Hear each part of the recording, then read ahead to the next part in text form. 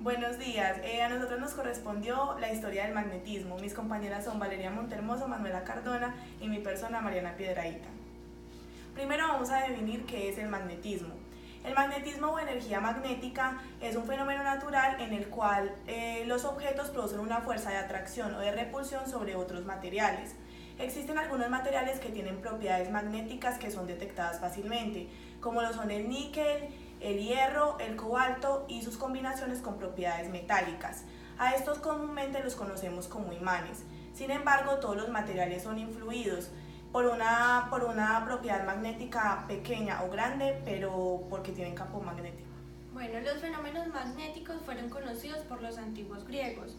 Se dice que por primera vez este fenómeno fue visto en la ciudad de Magnesia del Meandro y de allí proviene el término magnetismo. Se sabía que ciertas piedras atraían al hierro y esos trozos de hierro atraían a su vez a otros. El primer filósofo que estudió sobre este fenómeno fue Tales de Mileto. Fue un filósofo griego que vivió entre los años 625 a.C. y 545 a.C. En China, la primera referencia sobre este fenómeno fue en un manuscrito del siglo IV a.C., que se llama el libro del Amo del Valle del Diablo. La primera mención es sobre la atracción de una aguja, que aparece en un trabajo realizado entre los años 20 y 100 de nuestra era, llamado La magnetita atrae a la aguja. Siguiendo con la historia del magnetismo, debemos hablar del científico chino Chen Kuo, quien fue la primera persona que escribió sobre la brújula de aguja magnética, que ayudó a la navegación a través del concepto astronómico sobre el norte absoluto. Hablando de su cultura, hacia el siglo XII, los chinos ya habían desarrollado muy bien esta técnica, lo que les ayudaba muy bien en la navegación. Pero no fue entonces hasta el año 1187 que Alexander Neckman fue el primer europeo quien pudo desarrollar esta técnica. Seguimos hablando de Peter Peregrinus de Marcoux, que en el siglo XIII fue quien escribió el primer tratado de las propiedades de los imanes. Se destaca muy bien esta obra de él por la gran discusión que él propone sobre la brújula.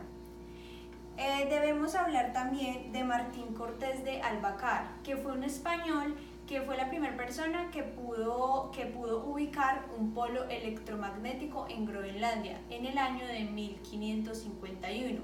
Esto él lo realizó para ayudar en la navegación tanto ingleses como españoles. Seguimos con el físico, con el famoso físico Galileo Galilei y su amigo Francesco Sagredo, quienes se interesaron por el magnetismo por un experimento con una magnetita que consistía de que un imán atraía una roca de hierro de 4 kilogramos. Seguimos en la historia del magnetismo con el físico William Gilbert. Es de los más importantes, ya que fue él quien inventó el libro de las bases del magnetismo. Habló sobre las características, tipología y la máxima atracción.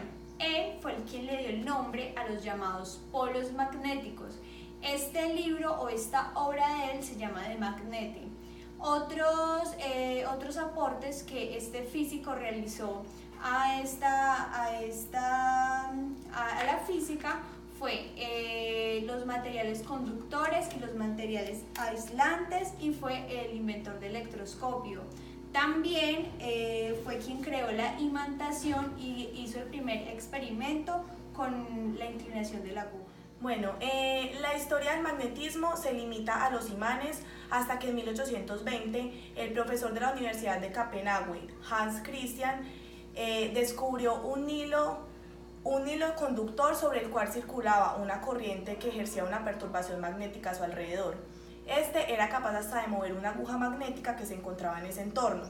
A partir de entonces varios inventores crearon experimentos que relacionaban la electricidad con el magnetismo.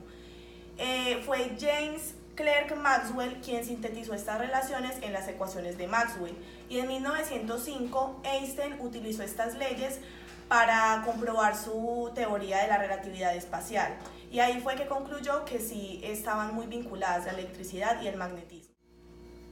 Esto fue todo lo relacionado con la historia del magnetismo, desde que es sus comienzos, como civilizaciones ancestrales lo desarrollaban, como aplicándolo a la navegación y otras actividades. Esperamos les haya gustado.